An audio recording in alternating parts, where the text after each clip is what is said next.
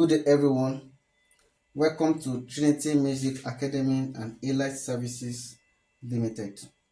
This particular keyboard was brought to us for repair by one of our customers. He's also a technician. The model of the keyboard is YAMAHA PSR E373. It's one of the highest E3 series that we have. In fact, it's even the highest E3 series that we have. So they complain about the keyboard that it doesn't complete booting. So we just want to confirm. So because the person is an engineer, so that's why he has actually removed the keys and some other parts so that we'll be able to work on the main board. So we want to power it now to confirm the fault with the keyboard.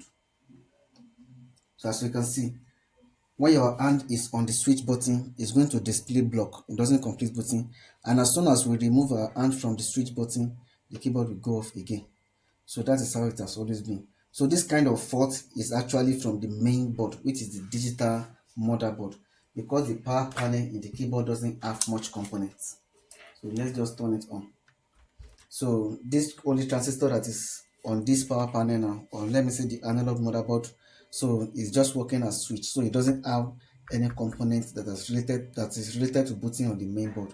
And this is the main board. So I will just point out the component on the main board just for us to know the name. So this particular component is a microcontroller. It is the CPU, and as well as the tone generator for this particular keyboard. CPU and tone generator. This is the SD-RAM. So this one is 256 megabit SD-RAM. This particular one is ADC. This PCM 17 something. So it's an ADC, that is analog to digital converter. This particular micro one is a digital power amplifier. So this is what makes the keyboard to sound through the speaker. So if this one has issue, the keyboard is not going to sound through the speaker. So then this particular one is a complex room as it is, because it's functioning as three things. It is functioning as wave room, it is functioning as backup room, and at the same time functioning as a flash room. So it is doing three works in this particular board as it is now. The size is the capacity is 512 megabits. So that's the capacity, and it's functioning as three things there. So this is the LCD, so that the keyboard will be able to display to the screen. So then we have here DC to DC converter is supplying 5 volt to the keyboard. So whenever you have something like this on your keyboard, so the suspected components are those one related to booting. So it can be this, it can be this, it can be this. So sometimes if this one spoils to an extent, maybe it has burnt, it can block the signal. The issue can be this, the issue can be the regulator. The regulator is under the board. That is 3.3 volt regulator. So what we need to do now is to diagnose so that we can know which one has issue there. Then we'll be able to replace it with brand new one so that this particular keyboard will be able to work. So as it is now, we don't know the one that is faulty until we diagnose with our tools and with our instruments so that we can know the faulty ones. So after we have discovered the faulty one, we will desolder them, then we'll be able to replace them with brand new ones so that the keyboard will be able to function. So after diagnosis, we were able to discover that the program room on this particular IC is already corrupted. So we have to reprogram it so that the keyboard will be able to work. So we later got the program and we reprogram it. So the program is now working now. Then we discover an open circuit around this area. So we have to close it with connection wire so that the thing will be able to work well. So right now we have reprogrammed this one. Then we have closed the open circuit here, and the keyboard is going to work well.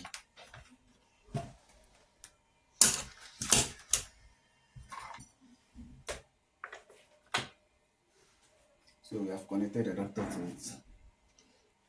So as you can see, it's still booting and it has completed booting.